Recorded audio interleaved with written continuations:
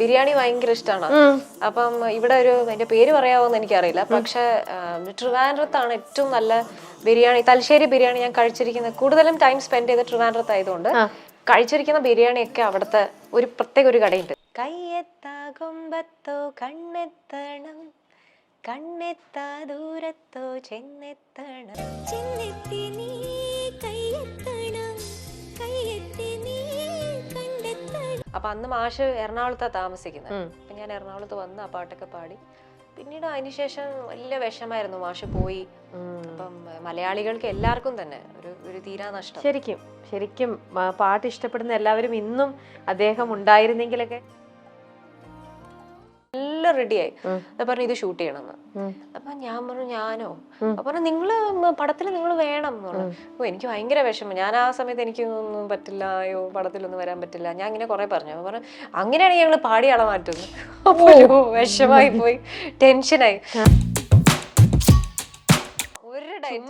പിന്നെ എനിക്ക് ബിരിയാണി ഭയങ്കര ഇഷ്ടമാണ്. അപ്പം ഇവിടെ ഒരു എന്റെ പേര് പറയാവോന്ന് എനിക്കറിയില്ല. പക്ഷെ ട്രിവാൻഡ്രത്താണ് ഏറ്റവും നല്ല ബിരിയാണി. തലശ്ശേരി ബിരിയാണി ഞാൻ കഴിച്ചിരിക്കുന്നത് കൂടുതലും ടൈം സ്പെൻഡ് ചെയ്ത് ട്രിവാൻഡ്രത്ത് ആയതുകൊണ്ട് കഴിച്ചിരിക്കുന്ന ബിരിയാണിയൊക്കെ അവിടുത്തെ ഒരു പ്രത്യേക ഒരു കടയുണ്ട്. അപ്പൊ അത് എന്തോ ഭാഗ്യത്തിന് അതിപ്പോ എറണാകുളത്ത് അവർ സ്റ്റാർട്ട് ചെയ്തു. അത് 2-3 ദിവസമൊക്കെ അടുപ്പിച്ച് ബിരിയാണി കഴിക്കാം. അടുപ്പിച്ച് കഴിക്കാമെന്നോ? അല്ല, അത് 2-3 ദിവസം അടുപ്പിച്ച് കഴിക്കാന്ന് പറയുന്നത് ഒരു 6-7 months കൂടുമ്പോഴായിരിക്കും. അയ്യോ എല്ലാം കഴിക്കും ഞാൻ. ആണോ? എന്നിട്ട് എങ്ങനെ ഇത്ര നല്ല വെൽ മെയിൻറ്റൈൻഡ് ആയിട്ടൊക്കെ കൊണ്ടുപോകാം? അതുകൊണ്ടൊന്നല്ല, ഇനി അടുത്ത എന്ത് കഴിച്ചാലും ശരീരത്തിൽ പിടിക്കാത്തോണ്ടാണ്. അതുകൊണ്ട് അയ്യോ എന്തായാലും അത് ഭയങ്കര ടച്ച്. എന്തൊരു ഭാഗ്യ. എന്റെ മുമ്പിൽ കൂടെ താലത്തി ഭക്ഷണം പോയാൽ നമ്മളൊക്കെ ഇങ്ങനെ ആവണ ടൈപ്പാ. സ്മെല്ലടിച്ചാൽ മതി. ഭക്ഷണപ്രിയയാണ് ഞാൻ. അദ്ദേഹം വളരെ മെച്യൂർഡ് ആയിട്ട് നല്ല രീതിയിൽ അത് ഹാൻഡിൽ ചെയ്തു. ഇപ്പം അദ്ദേഹം വളരെ ഇതായിട്ട് അസുഖമായിട്ട് വളരെ ഇതിൽ നിൽക്കുകയാണ്. അപ്പൊ ഈടെ കുറച്ച് ഫേക്ക് ആയിട്ടുള്ള കുറച്ച് ന്യൂസും വന്നു. ഓരോന്നും അദ്ദേഹത്തിന്റെ ആ ഫിസിക്കൽ കണ്ടീഷൻ ഓരോ ഫോട്ടോ ഇട്ടിട്ട് ഓരോരുത്തരും ഇതായിട്ട് അത് ഭയങ്കര എന്താ പറയാ, നമ്മൾ അദ്ദേഹത്തിന്റെ ഗാനങ്ങൾ ഇഷ്ടപ്പെടുന്ന ആൾക്കാർക്കായിക്കോട്ടെ, അദ്ദേഹത്തുമായിട്ട് നമ്മൾ അടുപ്പുള്ള ആൾക്കാർക്ക് നമുക്ക് വളരെയധികം വിഷമം തോന്നുന്ന ഒരു ഇത് തന്നെയായിരുന്നു ആ വന്ന ഫേക്ക് ന്യൂസ്. പ്രത്യേകിച്ച് നിങ്ങൾക്കൊക്കെ എത്രത്തോളം അല്ലേ ആ ഒരു പെയിൻ വരണത്. ഇങ്ങനെ നമുക്ക് അറിയുന്ന ആൾക്കാർക്കൊക്കെ ഇങ്ങനെ ഓരോ ഇത് വരുമ്പോഴൊക്കെ. പോയി കണ്ടിരുന്നോ? അടുത്തെങ്ങാനും അദ്ദേഹത്തെ കണ്ടിരുന്നോ? ഇല്ല, ഞാൻ അടുത്തൊന്നും അദ്ദേഹത്തെ കണ്ടിട്ടില്ല. ഞാൻ അദ്ദേഹം എന്താ പറയാ ഇങ്ങനത്തെ ഒരു സിറ്റുവേഷനിലൂടെ ആയതുകൊണ്ട് നമ്മള് ചെന്ന് കൂടുതൽ വിഷമാവണ്ടെന്നുള്ളൊരു. ശരി, ഓക്കെ. ഇനി നമുക്ക് അടുത്ത പണിയിലോട്ട്. അടുത്ത പണി, മൂന്നാമത്തെ പണി. മൊത്തം 10 പണികളാ വരാൻ പോണ കേട്ടോ. നേരെ പാടിക്കോളൂ. നേരെ ഒരു പാട്ട് കേക്കട്ടെ, പാടി കേക്കട്ടെ. ആ പാട്ട് എന്നോട് പറയണ്ട, നേരെ പാടി കേക്കട്ടെ. ഈ പാട്ട് രമ്യമായിട്ടൊരു ബന്ധം എന്ന് വെച്ചാല് രമ്യയുടെ ഹസ്ബൻഡ് നിഖിൽ ഒരു ആ സമയത്തുള്ള ഒരു നമ്മുടെയൊക്കെ ഫ്രണ്ട്സ് അല്ലേ. നിഖിൽ നന്നായിട്ട് പാടുന്ന ഒരാൾ കൂടിയാണ്. അപ്പൊ ഈ പാട്ട് കേട്ടിട്ട് എന്നെ ആദ്യം വിളിച്ച് അഭിനന്ദിക്കുന്നത് നിഖിലാണോ? ഓർമ്മയുണ്ടല്ലേ? നല്ല ഓർമ്മയുണ്ട്. കാരണം ആ പാട്ട് ആ സമയത്ത് പൊന്മുടി പുഴയരുത്ത് എന്ന് പറഞ്ഞ പടം രാജാ സാറിന് വേണ്ടിയിട്ട് ഞാൻ പാടിയിട്ട് ആദ്യം ഇറങ്ങുന്ന ഒരു പാട്ട് ഇതാണ്. അപ്പൊ നമ്മളൊക്കെ ഒരുപാട് ഷോസ് ഒക്കെ ഒരുമിച്ച് ചെയ്യുന്ന സമയമാണ്. അപ്പൊ അങ്ങനെ നിഖിലാണ് എനിക്ക് ആദ്യം വിളിച്ചിട്ട് മഞ്ജരി ഇങ്ങനെ ഒരു പാട്ട് കേട്ടു, നല്ല രസമുണ്ടായിരുന്നു എന്ന് പറഞ്ഞിട്ട് വിളിച്ചു പറഞ്ഞത്. അപ്പൊ അത് ഞാൻ ഇപ്പോഴും ഓർക്കുക. കാരണം എന്റെ ഫസ്റ്റ് ഇറങ്ങുന്ന രാജാ സാറുടെ പാട്ട് ഇതായിരുന്നു. അപ്പൊ എനിക്ക് ഒരുപാട് ഈ പാട്ടുമായിട്ട് ബന്ധപ്പെട്ട് ഒരുപാട് ഓർമ്മകളാണ്. എന്നാ ഓർമ്മകളെല്ലാം പറയൂ. എല്ലാ ഓർമ്മകളും കേക്കട്ടെ. എല്ലാ ഓർമ്മകൾ എന്ന് പറയുമ്പോ ആസ് എ സിംഗർ മഞ്ജരി എന്ന ഒരു എന്തോ ഒരു കോൾ കണക്ട് ചെയ്യാണ്. കോളോ? ശരിയാ, കണക്ട് ചെയ്യാം. ഓ, ഇത് മഞ്ജരിയുടെ വലിയൊരു ഫാനാണ്. കണക്റ്റഡ് ആണോ? കോളിലുണ്ടോ? Hello, 1 second. മഞ്ജരിയുടെ വലിയൊരു ഫാനാണ്. ആളുടെ പേര് മഞ്ജിമ. പേരിലും കണ്ടോ നിങ്ങളുടെ ഒരു ഭയങ്കര ഒരു സാമ്യം, ഭയങ്കരമായിട്ട് മഞ്ജരിക്ക് മഞ്ജിമ. അപ്പൊ മഞ്ജിമ ഇന്നിപ്പോ ലൈനിൽ വന്നിരിക്കുന്നത് നല്ല മഞ്ജരിയുടെ തന്നെ നല്ലൊരു പാട്ട് പാടാം എന്ന് പറഞ്ഞിട്ടാണ് ഇപ്പൊ ലൈനിൽ വന്നിരിക്കുന്നത്. ആളും നല്ലൊരു സിംഗറാണ്. മഞ്ജിമയും പാടും.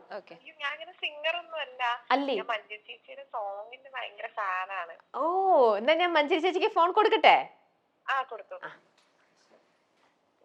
എന്റെ മിഠായി പെട്ടി ഞാൻ. ഹലോ, ഹായ് ചേച്ചി. ഹായ് മഞ്ജിമ. ഹായ്. മഞ്ജിമ പാടും?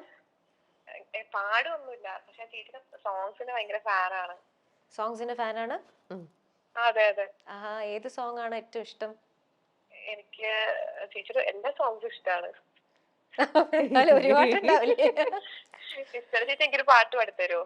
ഏത് പാട്ടാണ് പാടി തരേണ്ടത്? ഏതെങ്കിലും എന്റെ ഇഷ്ടത്തിൽ ഇഷ്ടമുള്ള ഏതെങ്കിലും സോങ്സ് പാടി തന്നാൽ മതി. ഏതെങ്കിലും ഒരു സോങ് പാടി തന്നാൽ മതി. ഏതാ പാട്? ഇന്നലെ പാടി നടന്ന പാട്ട് ഏതാ? അത് പാടും. ഏതാ? ഇന്നലെ വീട്ടിൽ പാടി നടന്ന പാട്ട് ഏതാ ഏറ്റവും കൂടുതൽ? ഇല്യൂമിനാറ്റിയോ? അതാണോ? വേണ്ട വേണ്ട, അതുകൊണ്ട് നിലാവിന്റെ തൂവൽ തൊടുന്ന പോലെ നിശാപുഷ്പം രാവിൽ വിരിഞ്ഞ പോലെ പ്രണയാർദ്രമാം നിന്റെ മിഴി വന്നു ഹൃദയത്തിൽ ഒരു മാത്രമിന്നി മറഞ്ഞു പോയി ഒരു വാക്കു ചൊല്ലി കടന്നു പോയി നിലാവിൻ്റെ തൂവൽ തൊടുന്ന പോലെ നിശാപുഷ്പം രാവിൽ വിരിഞ്ഞ പോലെ. ഓക്കെ മഞ്ജിമ? മഞ്ജിമ അതുവഴി പോയോ? ഇല്ല ഇല്ല, ഞാൻ കേൾക്കുന്നുണ്ട്. ആണോ മഞ്ജിമ? എന്തൊക്കെയുണ്ട് വിശേഷം? എവിടെയാണ് മഞ്ജിമ താമസിക്കുന്നത്? ഞാൻ എറണാകുളത്ത് തന്നെ താമസിക്കുന്നത്. എറണാകുളത്ത് തന്നെയാണ്. എന്തൊക്കെയാണ് അവിടുത്തെ വിശേഷം? നല്ല വിശേഷം ചേച്ചി. ചേച്ചി ഇപ്പം രമ്യ ചേച്ചിയുടെ ഷോയില? അതെ അതെ. ആണോ? ഞാനതിന്റെ സ്ഥിരം പ്രേക്ഷകയാ. എന്താണ് ചോദിച്ചത്? അതിനകത്ത് സ്ഥിരം പ്രേക്ഷകയാണ്. ലൈഫ് ഈസ് ബ്യൂട്ടിഫുൾ ആണോ? ഓ, ഞാൻ ചെയ്യുന്ന ഈ നമ്മുടെ പറഞ്ഞു ഇന്ന് മഞ്ജരി ചേച്ചി. ഞാൻ എപ്പോഴും പറയും മഞ്ജരി ചേച്ചി വരുന്നുണ്ടെങ്കിൽ. ലൈഫ് ഈസ് ബ്യൂട്ടിഫുൾ അല്ല, ഇത് മൈൽ സ്റ്റോൺ മേക്കേഴ്സിന്റെ. അതന്നെ മൈൽ സ്റ്റോണിലെ തന്നെ വേറൊരു പ്രോഗ്രാം. മൈൽ സ്റ്റോണിൽ തന്നെ വേറൊരു പ്രോഗ്രാം ആണെന്ന് രമ്യ പറയുന്നു. Something special. Something special. Something special. അതെ. മഞ്ജിമയോട് ഒന്നൊരു പാട്ട് പാടാൻ പറയും. മഞ്ജിമ പാടുന്നോ? അയ്യോ ചേച്ചി, എനിക്ക് അങ്ങനെ പാടാൻ അറിയില്ല. എന്നാ പറഞ്ഞോളൂ, ഞങ്ങളത് പാട്ടായിട്ട് എടുത്തോളാം, കുഴപ്പമില്ല. ഉള്ളതുപോലെ പാടിക്കോ. ആണോ? ഞാൻ പാടും. മഞ്ജിരിയുടെ തന്നെ പാട്ട് പാടാൻ പറ. ഏതാന്ന് വെച്ചാ ചേച്ചി പാടട്ടെ. മഞ്ജിരിയുടെ തന്നെ പാട്ട് പാടൂ മഞ്ജിമ. ഏത് പാട്ടാ പാടണ്ടേ? ചേച്ചി ഇഷ്ടമുള്ള പാട്ട് പറഞ്ഞു, ഞാൻ പാടാം. ആണ്ടെടുക്കുന്നു. ശരി, എന്നാ ചിന്നി ചിന്നി പാടിക്കോ.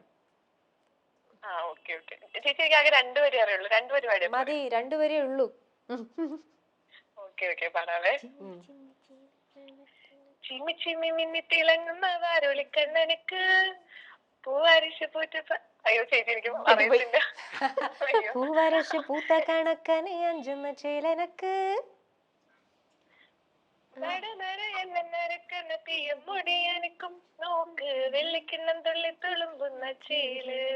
അപ്പൊ 2 വരി അല്ല, രണ്ടാമത്തെ വരിയാണ് അറിയാത്തത്. അതാണ് സംഭവം. എന്തായാലും നന്നായിട്ടുണ്ട് മഞ്ജിമ. ഇതുപോലെ ടാസ്ക് തരട്ടെ. ടാസ്ക്? ഞാൻ ചേച്ചിയുടെ ഒരു സോങ്ങിന്റെ ഒരു ലിറിക്സ് പറയാം. ഒരു വാക്ക് പറയാം. ചേച്ചിയുടെ ഏത് പാട്ടാന്ന് പറയണം. ഓക്കെ. മെയ്നില. എന്താണ് മെയ്നില? മെയ്നില? മെയ്നിലയോ? ഇത് ഞാൻ പാടിയത് തന്നെയാണോ? ചേച്ചിയുടെ ഒരു സോങ്ങിൽ വരിയാണത്. വേറെ 1-2 വാക്കും കൂടെ വേറെ 1-2 വാക്കും കൂടെ പറയൂ അതില്. ഞാൻ പറയാം. വിനോദയാത്രയിലെ സോങ് ആണ്. അതിലേത് പാട്ടാ പാടിയേ? വിനോദയാത്രയിലെ പാട്ട് കയ്യെത്ത കൊമ്പത്താണ് ഞാൻ പാടിയത്. അതന്നെയാണോ ഉദ്ദേശിച്ചത്? അതെ അതെ അതെ അതെ. അതിൽ ഈ വരി എവിടെയാ വരുന്നത്? അതിനകത്ത് ഈ വരിയുണ്ട്. ആണോ? എന്തോരു വരിയുണ്ട്. അപ്പൊ എവിടെയോ ഇങ്ങനൊരു വാക്ക് അതിലുള്ളതായിട്ട് എനിക്ക് ഓർമ്മയില്ല. കണ്ണെത്താ ദൂരത്തോ ചെന്നെത്തണം, കയ്യെത്താ കൊമ്പത്തോ കണ്ണെത്തണം, കണ്ണെത്താ ദൂരത്തോ ചെന്നെത്തണം, ചെന്നെത്തി നീ കയ്യെത്തണം, കയ്യെത്തി നീ കണ്ടെത്തണം, അത്തം പത്താടും മുറ്റത്തെ പൊന്മുത്ത്, കയ്യെത്താ കൊമ്പത്തോ കണ്ണെത്തണം, കണ്ണെത്താ ദൂരത്തോ ചെന്നെത്തണം. ഓക്കേ. താങ്ക് യു ചേച്ചി, താങ്ക് യു. അപ്പൊ Manjima, take care, all the best. ഇനി പുതിയ പുതിയ പാട്ടുകൾ പഠിക്കൂ. അതെ അതെ, പഠിക്കാം പഠിക്കാം. All the best, all the best. Yes. നമ്മള് തൊട്ടു മുന്നത്തെ പാട്ടിൽ ഒരുപാട് ഓർമ്മകൾ ഉണ്ടെന്ന് പറഞ്ഞുകൊണ്ടിരുന്നപ്പോഴാണ് നമുക്ക് കോൾ വന്നത്. ആ ഓർമ്മകൾ പറഞ്ഞിട്ട് നമുക്ക് ഈ പാട്ടിന്റെ ഓർമ്മകളും കൂടെ പറയണം. ഷുവർ. ഒരു ചിരി കണ്ടാല് ഒരു വലിയ കഥയാണ് ആക്ച്വലി. എനിക്ക് പാടണം എന്നുള്ള വലിയ ആഗ്രഹത്തില് ഒരു സിനിമയില് അതിന് മുന്നേ പാടിയത് വാമനപുരം ബസ് റൂട്ടിൽ പാടി. പക്ഷെ ആ പാട്ട് ഇറങ്ങിയില്ല, അത് കാസറ്റിലേക്ക് മാത്രമായിട്ട് ഒതുങ്ങി. അതുപോലെ അതിനുശേഷം ഞാൻ അൽഫോൺസ് ഏട്ടന് വേണ്ടിയിട്ട് ഒരു 3 പാട്ടുകൾ ഒരു പടത്തിന് വേണ്ടി, പക്ഷെ ആ പടം ഒന്നും ആയില്ല. അപ്പൊ എല്ലാം കൂടെ വല്ല വിഷമിച്ച് ഇങ്ങനെ ഇരിക്കുന്ന സമയത്താണ് ഗിരീഷ് പുത്തഞ്ചേരി അദ്ദേഹത്തിന്റെ ഒരു ടെലിഫിലിം ഞാൻ പാടാൻ പോയി. അതിൽ അദ്ദേഹത്തിന്റെ സംഗീതം, അദ്ദേഹത്തിന്റെ തന്നെ വരികള് പാടാൻ ചെന്നപ്പോ പറഞ്ഞു, ഈ കുട്ടി പുതിയ കുട്ടി നന്നായി പാടുന്നുണ്ടല്ലോ, അപ്പൊ അങ്ങനെ ഒരു രാജാ സാറിന്റെ ഒരു പ്രോജക്റ്റ് ഉണ്ട്, ഒരു വോയിസ് ടെസ്റ്റ് ചെയ്യാൻ ചെന്നൈയിലോട്ട് വന്നോളൂ എന്ന് പറഞ്ഞു. അപ്പൊ ഞാൻ ആകെ ത്രില്ലായി, വോയിസ് ടെസ്റ്റ് ചെയ്യാൻ രാജാ സാറിന്റെ അടുത്ത്. അങ്ങനെ പറഞ്ഞു. ഇപ്പോഴും എനിക്ക് ഓർമ്മയുണ്ട്, ഒരു 15-ാം തീയതി, അതായത് അടുത്ത മാസം 15-ാം തീയതി വിളിക്കാം എന്ന് പറഞ്ഞു. വീട്ടിൽ പോകുമ്പോ ഞാൻ ചോദിച്ചു, 15-ന് ഒരുപാട് ദിവസം ഉണ്ടല്ലോ, ഇതൊക്കെ വെറുതെ അവര് ആ സമയത്ത് പാടിയത് കൊണ്ട് പറഞ്ഞു വിളിക്കൊന്നുമില്ല. കൃത്യം 15-ാം തീയതി അദ്ദേഹം എന്നെ വിളിച്ചിട്ട് ഇങ്ങനെ ടിക്കറ്റ് ഒക്കെ ബുക്ക് ചെയ്തോളൂ, വന്നോളൂ മോളെ, ഇഷ്ടപ്പെട്ടാലേ അദ്ദേഹം പാടിക്കുള്ളൂ, ആ പാടി വോയിസ് ടെസ്റ്റ് ഇഷ്ടമായില്ലെങ്കിൽ അദ്ദേഹത്തെ കണ്ടു എന്നുള്ള ഒരു സന്തോഷത്തിൽ തിരിച്ചു പോയിക്കോന്ന് പറഞ്ഞു. അപ്പൊ അങ്ങനെ അവിടെ ചെന്ന് സാറിനെ കണ്ട് ഇത് ഒരു വോയിസ് ടെസ്റ്റ് ചെയ്ത് സാറ് ഓക്കെ എന്ന് പറഞ്ഞിട്ട് ഉടനെ അസിസ്റ്റന്റിനെ വിളിച്ചിട്ട് പാട്ട് പഠിക്കാൻ കൊടുത്തോളൂ എന്ന് പറഞ്ഞിട്ട് ഇങ്ങനെ ഒരു ചിരി കണ്ടാലായിരുന്നു അങ്ങനെ ആദ്യമായിട്ട് ആ ഒരു നിമിഷം. എന്തൊരു അതെന്താന്ന് വെച്ചാൽ ഒരു പെയിൻ എന്തായിരുന്നു എന്ന് വെച്ചാല്, അതിനു മുന്നേ നമുക്കിങ്ങനെ നമ്മൾ അവിടെ കേരളത്തിൽ പാടി നടക്കുമ്പോൾ അവര് പറഞ്ഞു, മ്യൂസിക് ഡയറക്ടേഴ്സ് ഒക്കെ നിങ്ങളെ പാട്ട് അറിയണമെങ്കിൽ ഒരു CD-യിൽ പലതരത്തിലുള്ള പാട്ടുകൾ റെക്കോർഡ് ചെയ്തിട്ട് എല്ലാ സ്റ്റുഡിയോയിലും കൊണ്ടു കൊടുക്കണം. അപ്പൊ അങ്ങനെ കുറെ സ്റ്റുഡിയോസിൽ പോയ സമയത്ത് രാജാ സാർ സ്റ്റുഡിയോയിലും പോയിരുന്നു. പോയിട്ട് ഇവിടെ ഈ CD കൊടുത്തു. പക്ഷെ അവര് പറഞ്ഞു, സാർ കേൾക്കും സാർ കേൾക്കും എന്ന് പറഞ്ഞിട്ട് അവിടെ വെച്ചു. പക്ഷെ നമുക്കൊരു ഉറപ്പില്ല അവര് കേട്ടോ ഇല്ലയോ. അപ്പൊ അവിടെ ഒരു കുഞ്ഞ് അമ്പലമുണ്ട്, ഒരു വിനായകരുടെ അമ്പലം. ഞാൻ അവിടെ പോയി പ്രാർത്ഥിച്ച് ഒരു രൂപ അവിടെ ഇട്ടു.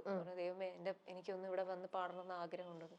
പക്ഷെ എന്തോ ദൈവാനുഗ്രഹം അവിടെ ഇതുപോലെ തന്നെ ഒരു വോയിസ് ടെസ്റ്റിന് പോവാനും പാടാനും ഒക്കെ പറ്റി. ഒരു തീർച്ചയായിട്ടും ഒരു വലിയൊരു അനുഗ്രഹമായിരുന്നു. അതിനുശേഷം ലോട്ടറി അടിച്ച പോലെയായിരുന്നു. അതേ പടത്തില് വേറെ 2 പാട്ട് പാടി. പൊന്മുടിപ്പുഴയറത്തില് ഒന്ന് രാജാ സാറുടെ കൂടെ ഒരു ഡ്യൂറ്റ് ആയിരുന്നു. മാൻകുട്ടി മൈനക്കുട്ടി മഴ കാക്കും മുകിലിൻ കുട്ടി വാ അങ്ങനെ ഒരു പെപ്പി ആയിട്ടുള്ള ഒരു പാട്ട്. പിന്നെ ഒരു ഗ്രൂപ്പ് സോങ് പോലെ ഒരു സാധനം ഉണ്ട്. ഞാന് വിജയ്, വിധു, അങ്ങനെ എല്ലാരും കൂടി ചേർന്നിട്ടുള്ള ഒരു പാട്ടായിരുന്നു.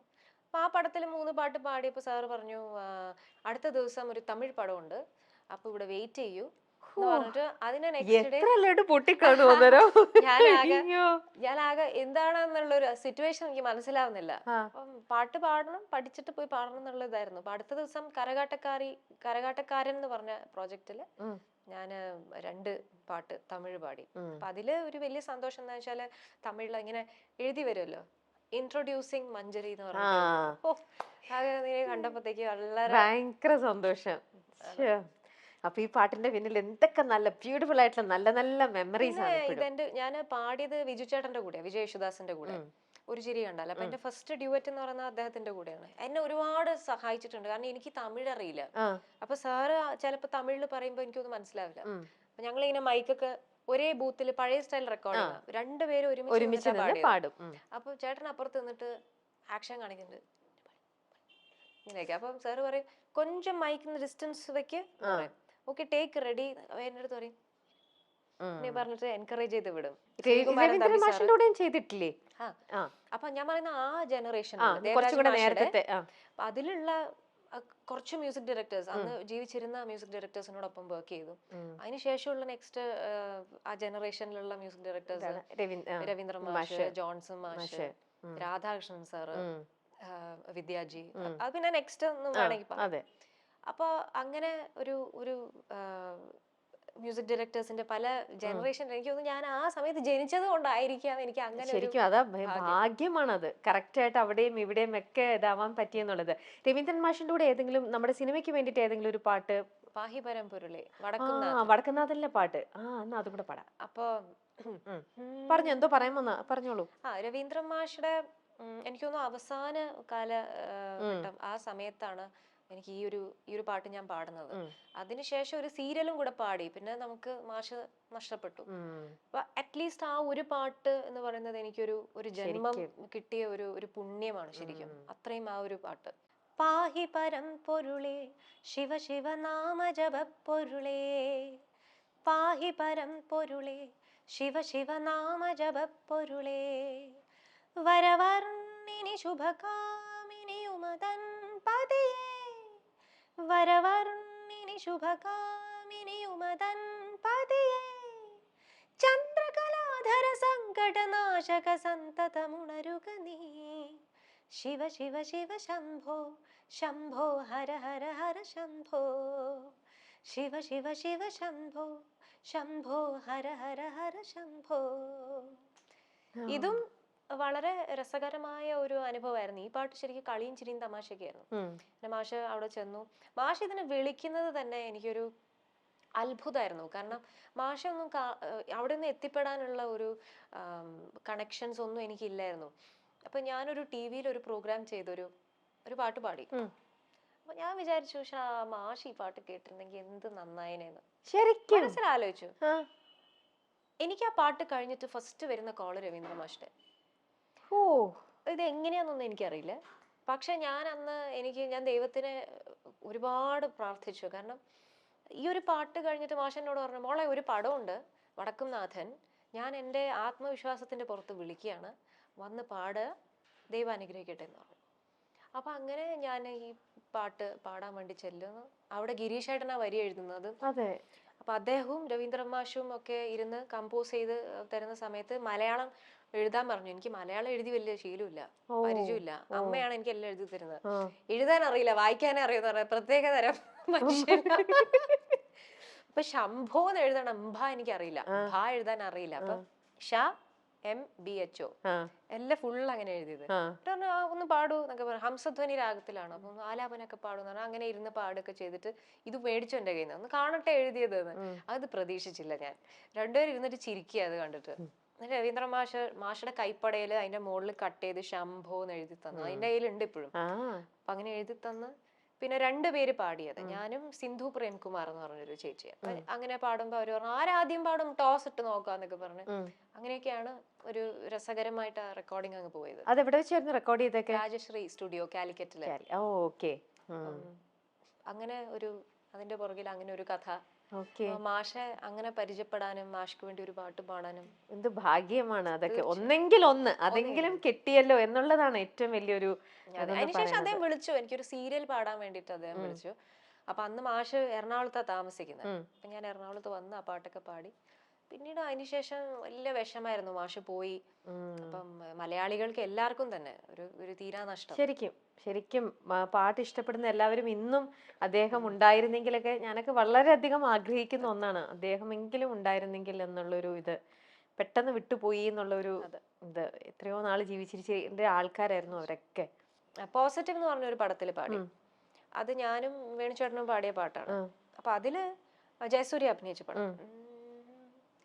ഒരിക്കൽ നീ പറഞ്ഞു പതുക്കെ നീ പറഞ്ഞു, ഇങ്ങനെ ഒരു പാട്ട്. അപ്പൊ ഇത് പാടി കഴിഞ്ഞ എല്ലാം റെഡിയായി. പറഞ്ഞു ഇത് ഷൂട്ട് ചെയ്യണമെന്ന്. അപ്പൊ ഞാൻ പറഞ്ഞു, ഞാനോ? അപ്പൊ നിങ്ങള് പടത്തിൽ നിങ്ങൾ വേണം എന്ന് പറഞ്ഞു. എനിക്ക് ഭയങ്കര വിഷമം. ഞാൻ ആ സമയത്ത് എനിക്കൊന്നും പറ്റില്ല, അയ്യോ പടത്തിലൊന്നും വരാൻ പറ്റില്ല, ഞാൻ ഇങ്ങനെ കുറെ പറഞ്ഞു. അപ്പൊ പറഞ്ഞു, അങ്ങനെയാണെങ്കിൽ ഞങ്ങള് പാടി അള മാറ്റുന്നു. അപ്പൊ വിഷമായി പോയി, ടെൻഷനായി. അപ്പൊ കൊറേ അതിന്റെ മേലെ വർക്ക് ചെയ്തതായിരുന്നു. അങ്ങനെ പോയി. ഞാനും വേണുചേട്ടനും ഉണ്ടെന്ന് പറഞ്ഞു. 2 പേരും പോയി. ഞങ്ങള് രാവിലെ എത്തി തൃശ്ശൂര്. VK പ്രകാശ് സാറാണ് ഷൂട്ട് ചെയ്തത്. തൃശ്ശൂർ എത്തി. ഒരു ചേതന സ്റ്റുഡിയോയിലോ? അല്ലല്ല, ഔട്ട്ഡോർ തന്നെ ഷൂട്ട് ചെയ്യായിരുന്നു. ചെന്നു. നേരത്തെ ചോദിച്ചില്ലേ സ്റ്റുഡിയോ ഷൂട്ടിംഗ് കണ്ടിട്ടുണ്ടോ? ഷൂട്ടിംഗ് ഇങ്ങനെയാ കണ്ടത് ഞാൻ. രാവിലെ വെയിറ്റ് ചെയ്ത് വൈകുന്നേരമായി ഷൂട്ട് ചെയ്യാൻ. നമുക്ക് മരത്തിന്റെ സൈഡിൽ ഇങ്ങനെ 2 പേരും നിന്ന് ഞങ്ങൾ അങ്ങോട്ടും ഇങ്ങോട്ടും നോക്കി പാടുക. അപ്പൊ അവരുടെ കോൺസെപ്റ്റ് എന്താന്ന് വെച്ചാൽ, ഈ നടിയും നടനും അതേ ഡ്രസ്സില്, പാട്ടുകാരും അതേ ഡ്രസ്സിൽ. അപ്പൊ അതിങ്ങനെ മേർജ് ചെയ്തിട്ട് ഇങ്ങനെ വരും. നല്ല ബ്യൂട്ടിഫുൾ ആയിട്ട് അദ്ദേഹം ഷൂട്ട് ചെയ്തു. അപ്പൊ അന്നാണ് എനിക്ക് തോന്നിയത്, കൊള്ളാം, ഇവിടെ ഒന്ന് നിന്നാൽ ഇങ്ങനെ പാടാൻ നല്ല രസമാണ് എന്ന് തോന്നി. അങ്ങനെ പോയി. അപ്പം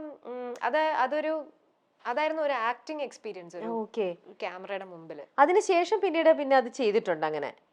അതിനുശേഷം ഞാൻ പിന്നെ എന്റേതായ രീതിയിൽ 2-3 ചെയ്തല്ലോ. albums പിന്നെ യൂട്യൂബ് ചാനൽ തുടങ്ങി ഇപ്പോഴും ഒക്കെ അല്ലേ? പിന്നെ തന്നെ പാട്ടെടുക്കുക, അതിന്റെ ഒക്കെ വീഡിയോസ് എടുക്കുക, അപ്ലോഡ് ഞാൻ ചെയ്യുക. പറഞ്ഞത് സിനിമയിലുള്ള സിനിമ അതൊരു ഡിഫറെന്റ് സംഭവമാണല്ലോ, ടോട്ടലി ഡിഫറെന്റ് അല്ലേ. അവരിങ്ങനെ പല ടേക്കും എടുത്ത് അത് അതിനുശേഷം അത് എഡിറ്റ് ചെയ്ത് കാണുമ്പോഴത്തേക്കുള്ള അതിന്റെ ഒരു ബ്യൂട്ടി.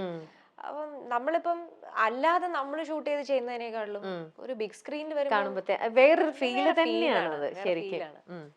അതായിരുന്നു അങ്ങനത്തെ ഒരു അലക്സാറിന്റെ തന്നെ ഒരു വർക്ക് ആയിരുന്നു അത്. പിന്നെ VK പ്രകാശ് സാറ് പുള്ളി ഭയങ്കര ക്രേസി മ്യൂസിക് ഭ്രാന്തനാണ് ശരിക്കും. ഞാൻ ഔസേപ്പ് ബച്ചൻ സാറിന് വേണ്ടിയിട്ടാണ് ആദ്യം സമൃദ്ധയ്ക്ക് വേണ്ടി പാടി. ഇതിപ്പോ പറഞ്ഞ ഞാൻ ആക്ട്രസസിനെയാണ് ഈ ഓർക്കുന്നത്. ഒരാൾ പാട്ട് പാടി എന്ന് പറയുമ്പോ സമൃദ്ധ നല്ല ക്യൂട്ടായിട്ട് അത് അഭിനയിച്ചതാ. നിലാവിന്റെ തൂവൽ തൊടുന്ന പോലെ, മൂന്നാമത് ഒരാൾ എന്ന് പറഞ്ഞ ചിത്രത്തിൽ. അപ്പൊ അതും ഇതുപോലെ ഭംഗിയായിട്ട് റെക്കോർഡ് ചെയ്യുമ്പോൾ ഔസേപ്പ് ബച്ചൻ സാറിന് വേണ്ടിയിട്ട് ആദ്യമായിട്ട് പാടുന്ന പാട്ടാണ്. അപ്പൊ അത് പാടാൻ ചെന്നു, ടെൻഷൻ ഇങ്ങനെ മുട്ടുപറിച്ചിട്ടാ നിക്കുന്നത്. അപ്പൊ അവര് ഭയങ്കര എൻകറേജ്മെന്റ് ആണ്. ഔസേപ്പ് ബച്ചൻ സാറൊക്കെ നമുക്ക് ഒരുപാട് ഫ്രീഡം തരും, എങ്ങനെ വേണമെങ്കിലും പാടാം. നിലാവിന്റെ തൂവൽ തൊടുന്ന പോലെ, നിശാപുഷ്പം രാവിൽ വിരിഞ്ഞ പോലെ, പ്രണയാർദ്രമാം നിന്റെ മിഴി വന്നു ഹൃദയത്തിൽ ഒരു മാത്രമിന്നി, അങ്ങനെയൊക്കെ ഇങ്ങനെ പാടി പോവാം. അപ്പം അങ്ങനത്തെ കുറെ കംഫർട്ട് സോണുള്ള മ്യൂസിക് ഡയറക്ടേഴ്സ് ഉണ്ട്. അപ്പൊ അവരൊക്കെ വേറെ ലെജൻഡറി ആയിട്ടുള്ള ആൾക്കാരാണെങ്കിലും നമ്മൾക്ക് ഒരു തരുന്ന ഒരു ഫ്രീഡം കുറച്ചും കൂടെ ഫ്രണ്ട്ലി ആണ് ഫ്രീഡം. അപ്പം നേരത്തെ ഞാൻ പറഞ്ഞ പോലെ ഇങ്ങനെ കുറേ ലെജൻഡറി ആയിട്ടുള്ള മ്യൂസിക് ഡയറക്ടേഴ്സിന്റെ കൂടെ എനിക്ക് പാടാനും നല്ല നല്ല പാട്ടുകള് പ്രേക്ഷകർക്ക് ഇഷ്ടമുള്ള രീതിയിലുള്ള പാട്ടുകൾ പാടാനും ബ്ലെസ്സിങ് ശരിക്കും. എനിക്ക് തോന്നുന്നു അത് ഇപ്പോഴും അതുപോലെ തന്നെ നിൽക്കുന്നത് വളരെ കുറച്ചു പേരേ ഉള്ളൂ. അതില് മഞ്ചേരി ഇപ്പോഴും അതിലിങ്ങനെ നിൽക്കുന്നു എന്ന് പറയുന്നത് ശരിക്കും അതൊരു ഭാഗ്യശാല. ദാസങ്ങളുടെ കൂടെ കുറെ ഡ്യുവറ്റ്സ് പാടാൻ സിനിമയില്. അപ്പം ഇപ്പൊ പൂവേ മെഹബൂബേ നിൻ കല്യാണം ആയുധം എന്ന് പറഞ്ഞൊരു ദാസേട്ടന്റെ കൂടെ ഒരുമിച്ച് നിന്ന് ഇങ്ങനെ പാടിയിട്ടില്ലേ പണ്ട്? ഇല്ല, സെപ്പറേറ്റ് ആയിട്ടാണോ? ദാസങ്ങൾ വന്ന് പാടിയിട്ട് പോകും. ആണല്ലേ? അദ്ദേഹത്തിന്റെ കൂടെ നിന്ന് ഞാൻ അങ്ങനെ ഒരു എക്സ്പീരിയൻസ് ഇല്ല.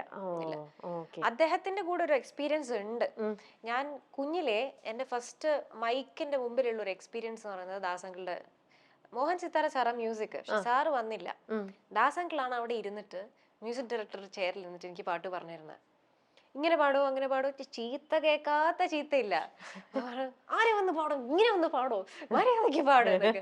അപ്പൊ ഞാൻ അവിടെ എന്ത് ചെയ്യണമെന്ന് അറിയില്ല, കൊച്ചുകുട്ടിയല്ലേ. അപ്പൊ ചിരിച്ചു പാട് എന്നൊക്കെ പറഞ്ഞു കുറെ നേരം. അപ്പൊ എനിക്ക് അന്ന് കുറെ കാര്യങ്ങൾ പറഞ്ഞു തന്നു, എങ്ങനെയാണ് ഒരു വാക്കുകൾ ഉച്ചരിക്കേണ്ടത്, ഫീല് കാര്യങ്ങളൊക്കെ. എന്നാലും ആ സമയത്തൊന്നും മനസ്സിലാവില്ല, ചെറിയ കുട്ടിയല്ലേ, 10-12 വയസ്സുള്ള അതിലൊരു ഡ്യുവറ്റ്, കായലിന്റെ തീരം, ഞാൻ കായലിന്റെ തീരം ഒട്ടിച്ചു പാടുന്നത്. പനയോലമേഞ്ഞ മാടം, ഓണപ്പാട്ട്. അവിടോണം കൂടാൻ പോകും നാടൻ ചെയ്ത പെണ്ണെ, എടി നിന്നെ കണ്ടാൽ പായുന്നുള്ളിൽ കുതിക്കാളമേളം, താളം തുള്ളി തുള്ളി തിരുവോണ പാട്ടും പാടി. അപ്പൊ ഓരോ ടൈപ്പ് ഓഫ് സിംഗിങ് എങ്ങനെയാണ് എന്നുള്ളത് അദ്ദേഹം പഠിക്കാൻ പറ്റി, പറഞ്ഞു തന്നു.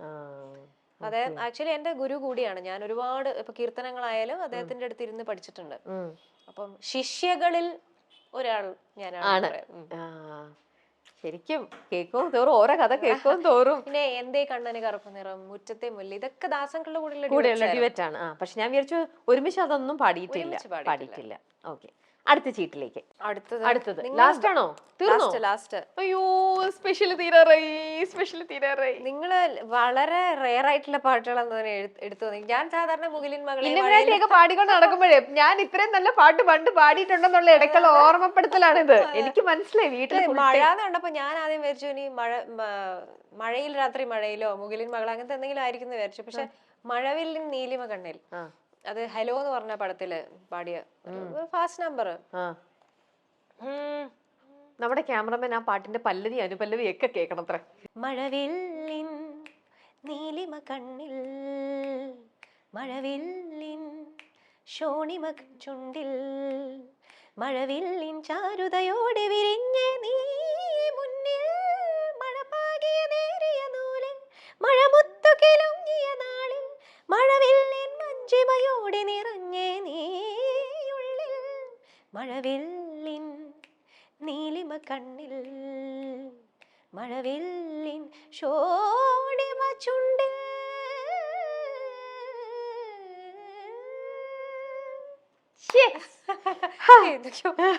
അത് ഡ്യുവറ്റ് ആയിരുന്നു. അഫ്സൽക്കെ ഞാനും കൂടെ പാടിയൊരു ഡ്യുവറ്റ് ആയിരുന്നു. കൊറേ വരികളൊക്കെ മെയിൽ ലൈൻസ് ആണ്, അതുകൊണ്ടാണ് എല്ലാം നോക്കി പാടേണ്ടി വരുന്നത്. പിന്നെ ഇതൊക്കെ പാടിയിട്ട് ഇപ്പൊ കൊറേ ആയില്ലേ? ഇതൊന്നും ഞാൻ സ്റ്റേജിൽ ഇതുവരെ പാടിയിട്ടില്ല. ഇതിപ്പോ ആൾക്കാരിപ്പോ ഈ അടുത്ത് കുറെ പേര് റിക്വസ്റ്റ് ചെയ്യുന്നുണ്ട് ഇതൊക്കെ ഒന്ന് പാടുവോന്ന്. അപ്പൊ അങ്ങനെയാണ് ഇതൊക്കെ ഞാൻ ഓർക്കുന്നത്. ഇനി അതാണ് പല പല ഓർമ്മപ്പെടുത്തലാണ് ഇന്ന് ഇവിടെ ശരിക്കും. കാരണം ചില നമ്മള് യൂഷ്വലി എപ്പോഴും ഇന്റർവ്യൂസിൽ ചോദിക്കുന്ന ചില പാട്ടുകളുണ്ട്, അപ്പൊ അതിൽ നിന്നും വളരെ വ്യത്യസ്തമായിട്ടുള്ള രീതിയിലാണ്. അപ്പൊ അങ്ങനെ നമ്മുടെ സംതിങ് സ്പെഷ്യൽ ഇവിടെ എനിക്കും സ്പെഷ്യൽ ആയിരുന്നു. അതെ, അത് പക്ഷെ അതുകൊണ്ട് ഞാനിപ്പോ അവിടെ പെട്ടെന്ന് നിർത്തുന്നില്ല. ഇനി വേറൊരു സ്പെഷ്യലും കൂടെ സംഭവം എന്ന് വെച്ചാല്, ഞാൻ ചോദിച്ചപ്പോ പറഞ്ഞു പാടിയ പാട്ടുകളെല്ലാം അത് ഏതൊരു ഗായകരുടെ അടുത്ത് ചോദിച്ചു കഴിഞ്ഞാലും പാടിയതെല്ലാം നിങ്ങൾക്ക് ഇഷ്ടപ്പെട്ട ഗാനങ്ങളായിരിക്കും. എന്നാലും നമുക്ക് അതിനകത്ത് നിന്നൊന്ന് ലിസ്റ്റ് ചെയ്യാം ടോപ്പ് 5 എന്നുള്ളതിൽ. പെട്ടെന്ന് ആ ഒരു 5 ഗാനങ്ങളും കൂടെ പാടിയാൽ നമുക്ക് സ്പെഷ്യൽ തീർക്കാം. പറഞ്ഞത് വേണ്ടല്ലോ. പറഞ്ഞത് സ്പെഷ്യൽ ആണെങ്കിൽ ആയിക്കോട്ടെ, അല്ലാന്നുണ്ടെങ്കിൽ അല്ലാത്തതും ഉണ്ടല്ലോ, കുറെ പാട്ടുകളുണ്ടല്ലോ. അല്ലാതെ എനിക്ക് ഒരു സോങ് കൈതപ്രം വിശ്വനാഥൻ സാറുടെ മ്യൂസിക്കിലുള്ള ദൈവനാമത്തിൽ എന്ന് പറഞ്ഞ പാട്ട് വളരെ ഇഷ്ടമുള്ള ഒരു പാട്ടാണ്. കൈതപ്രം സാർ തന്നെ എഴുതിയത്. ഏഴാം ബഹറിന്റെ വാതിൽ തുറന്നോളെ അസർമുല്ല പോലുള്ള പെണ്ണേ, മുഹബത്തിനിണയായ കണ്ണേ, സുന്ദരമാരൻ പുതുമണിമാരൻ അരങ്ങിനരങ്ങായ മാരൻ, ഹോ അരികിൽ വരവായി ബീവി, കാണാൻ വരവായി ബീവി. ഇതൊന്ന്. യെസ്. പിന്നെ നെക്സ്റ്റ് ജോൺസൺ മാഷ. എന്തേ കണ്ണന് കറുപ്പ് നിറം, എന്തേ കണ്ണന് ഇത്ര കറുപ്പ് നിറം, കാളിന്തിയിൽ കുളിച്ചതിനാലോ കാളിയനെ കൊന്നതിനാലോ, ശ്യാമരാധേ ചൊല്ലു നിൻ ചുടുചുംബനമേറ്റതിനാലോ, എന്തേ കണ്ണന് കറുപ്പ് നിറം. മൂന്നാമത്തത് മുറ്റത്തെ മുറ്റത്തെ മുല്ലേ ചൊല്ല്, കാലത്തെ നിന്നെ കാണാൻ വന്നെത്തും തമ്പ്രാനാരോ, ഒന്നൊന്നും മിണ്ടിടാതെ കാതോരം തന്നിടാതെ എങ്ങെങ്ങോ മായുന്നാരോ, പേരില്ലേ നാളില്ലേ എന്താണെന്നേ ഏതാണെന്നേ, എന്തെന്നോ ഏതെന്നോ മിണ്ടാനൊന്നും നിന്നേ ഇല്ലെന്നും മുറ്റത്തെ മുല്ലേ ചൊല്ല്. ഇത് ഇനി രണ്ടെണ്ണം കൂടെ. ഇനി എനിക്ക് ഇഷ്ടമുള്ള ഒരു പാട്ട്, ഞാൻ ഈ പറഞ്ഞ പോലെ സ്റ്റേറ്റ് അവാർഡ് കിട്ടിയൊരു പാട്ടാണ് എം ജയേന്ദ്രൻ സാറിൻ്റെ. ഓഫ്കോഴ്സ് രമേശ് നാരായണൻ സാറിന്റെ പാട്ടും ഉണ്ട്. ഇത് ഞാൻ വളരെ റെയർ ആയിട്ടാണ് പാടിയിട്ടുള്ളത്. അപ്പൊ അത് ബ്യൂട്ടിഫുൾ ആയിട്ട് വിലാപങ്ങൾക്കപ്പുറം എന്ന് പറഞ്ഞ ചിത്രത്തില് പ്രിയങ്കയാണ് അഭിനയിച്ചത്. അപ്പൊ അത് വല്ല പെയിൻഫുൾ ആയിട്ടുള്ള ഒരു പാട്ടായിരുന്നു. പാടുമ്പോഴും എനിക്ക് വല്ലാത്തൊരു ഫീലായിരുന്നു. ഇങ്ങനൊരു ഭയങ്കര ഇതില് നേരത്തെ പറഞ്ഞ പോലെ ലിറിക്സിന്റെ കാര്യം ചോദിച്ചില്ല. ഇതില് ഗിരീഷ് ഏട്ടൻ എഴുതിയ വരികൾ ശരിക്കും അത് വെച്ചാൽ അത് ഒരു കുട്ടി റേപ്പ് ചെയ്യപ്പെടുന്ന ഒരു സംഭവമാണ്. എന്നിട്ട് അതില് ആ ഒരു വരി ഞാന്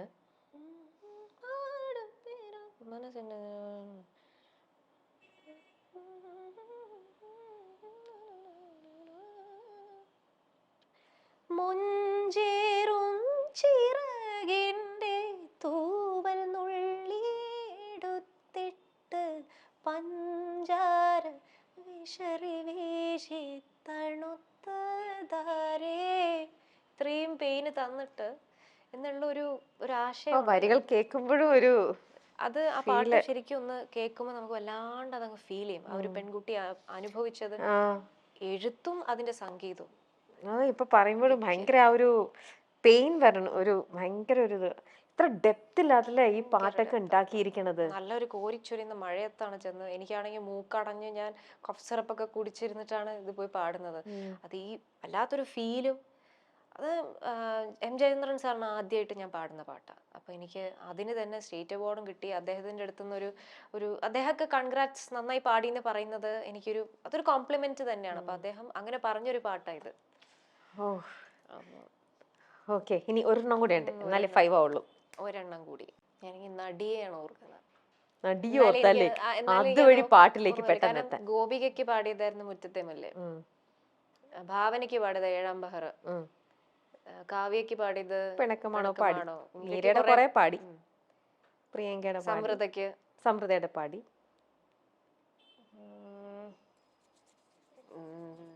പിന്നെ നസ്രാണിയില് വിമലയ്ക്ക് വിമലരാമന്റെ. എനിക്ക് വളരെ ഡിയർ ആയിട്ടുള്ള രണ്ട് സോങ്സ്. ഒന്ന് വിദ്യാജിയുടെ മ്യൂസിക്കില് പാടിയ വീണ്ടും ഒരു മാപ്പിളപ്പാട്ട്. ഓ, ഈ ഒരു തീ ഇവളൊരു തീ പാലൊഴുകും ചിരി പരത്തി, ഈ ഒരു തീ ഇവളൊരു തീ പാലൊഴുകും ചിരി പരത്തി, ഒരു തീ എന്നെന്നും അറിഞ്ഞ നേരത്ത് വിരിഞ്ഞതൊക്കെയും പൂനില, തിരിഞ്ഞു പോയൊരാ കടവിലൊക്കെയും നിറമെഴുതിയ താമര.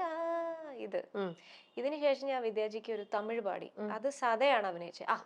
സദാ വേറൊരു ആക്ട്രസ്. അതൊരു ക്യാബറെ പാട്ടായിരുന്നു. ഓ, കൊള്ളை அழகு அடகொட்டிக்கிடக்கு இது மெய்யோடு மெய்யாக நீ பார்க்கவா, தொட்டு தழுவி என்னை கட்டி அணைக்க என் கையோடு கை சேர நீ ஓடி வா, உலகின் அதிசயம் நான் நான் நான், அழகு அதிசயம் நான் நான் நான், ഉലക അതിശയം ഞാൻ.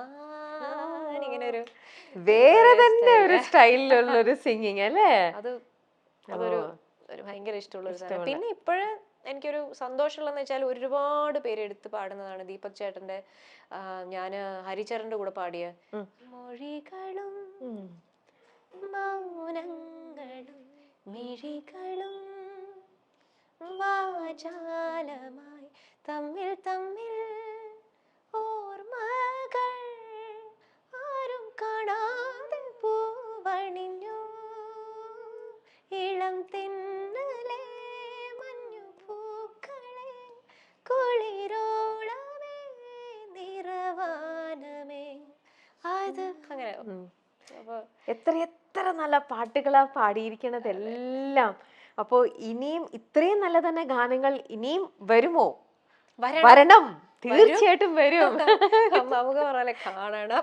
അതെ അതെ, അങ്ങനെ തന്നെ. ഇത് ഇവിടെ എത്ര നല്ല പാട്ടുകൾ പാടിയ ഗായിക നമ്മുടെ കൂടെയുണ്ട്. അപ്പൊ ഇത്രയും നല്ല ഗാനങ്ങളും കൂടെ വന്നു കഴിഞ്ഞാൽ ഞങ്ങളെ പോലത്തെ ആൾക്കാർക്ക് ഇതേപോലത്തെ പാട്ടുകൾ ഇനിയും കുറെ കേൾക്കാൻ പറ്റും അല്ലെ? അപ്പോഴാണ് നമ്മുടെ ഇതുപോലത്തെ കുറെ സ്പെഷ്യൽ എപ്പിസോഡ്സും നിങ്ങൾക്കും തരാൻ പറ്റും. അപ്പൊ എന്തായാലും മഞ്ജരി, താങ്ക് യു സോ മച്ച്.